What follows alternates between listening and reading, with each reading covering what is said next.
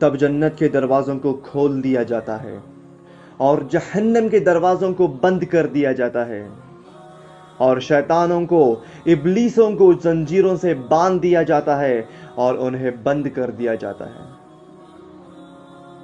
और ये कोई कहावत नहीं है, ये हकीकत है।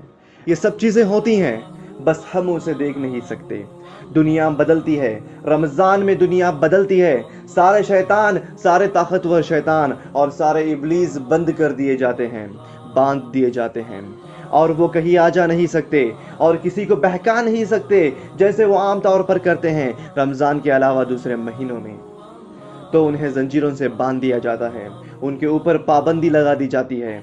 जन्नत के दरवाजे खोल दिए जाते हैं, वो पूरी तरह से खोल दिए जाते हैं। गैब की दुनिया में ये जो भी हरकतें होती हैं, इनका असर हम पर पड़ता है। जहन्नम के दरवाज़ों को बंद कर दिया जाता है, वो बंद कर दिए जाते हैं और इसका असर हम पर होता है।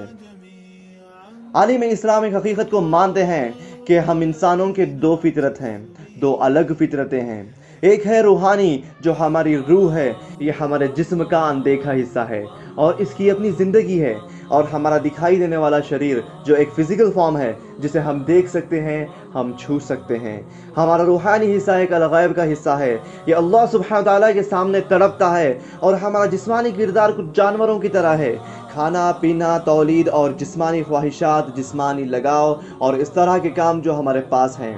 और मौत के बाद ये दोनों किरदार अलग हो जाते हैं, रूह जिस्म से निकल जाएगी। हमारी रूह अलगैब का हिस्सा है, हम उसे छू नहीं सकते, उसे सूंघ नहीं सकते, उसे टेस्ट नहीं कर सकते, उसे सुन भी नहीं सकते। इसी को रूह कहते हैं, और वाकई हम यही हैं।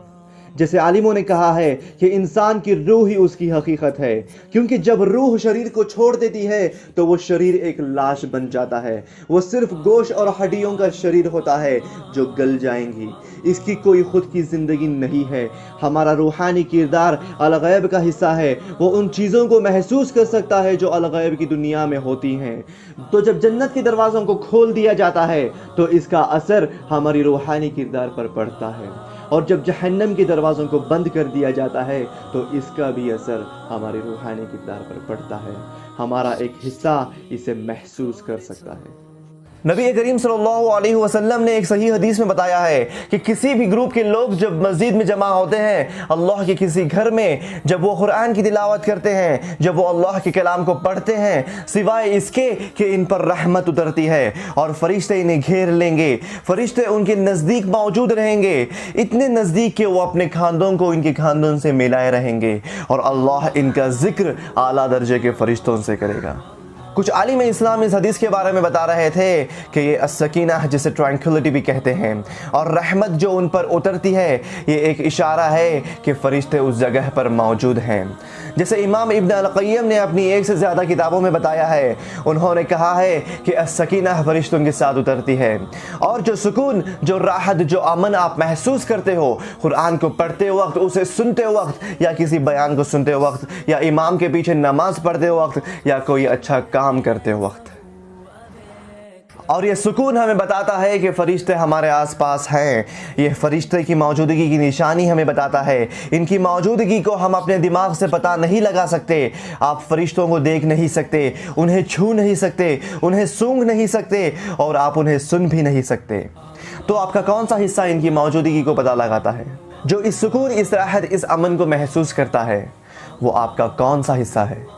वो आपका रूहानी किरदार है, क्योंकि हमारी रूह फरिश्तों की मौजूदगी को महसूस कर सकती है। तो क्या आपको ये नहीं लगता कि वो महसूस कर सकती है कि जन्नत के दरवाज़ों को खोल दिया गया है, जहन्नम के दरवाज़ों को बंद कर दिया गया है, शैतानों को बांध दिया गया है? रूह ये सब महसूस करती है। इसीलिए हम में से कई लोग रमज़ान के महीने में अल्लाह सुब्हानहू व तआला की इबादत के लिए ज़्यादा बेताब होते हैं। हमें और भी ज़्यादा सुकून और राहत मिलती है, क्योंकि जन्नत की खुशबू आपकी रूह तक पहुंचती है। वो बस उस हद तक उसे महसूस करती है कि आपका दिमाग उसे पहचान नहीं सकता। तो यही सब होता है रमज़ान में। इसीलिए रमज़ान एक खुसूसी महीना है। ये बातें किसी एक की सोच नहीं है जो हम आपको समझाने की कोशिश कर रहे हैं, ये हकीकत है। ये सब वो चीज़ें हैं जो असल में होती हैं। जब रमज़ान की पहली रात आती है तो दुनिया में कुछ तब्दीली आती है और आपकी रूह उसे महसूस करती है। اسی لیے رمضان ہمارے لیے ایک موقع ہے اپنے ایمان کو بڑھانے کا، اپنے پرہیزگاری کو بڑھانے کا، اور اللہ سبحانہ و تعالیٰ کی طرف رجوع ہونے کا۔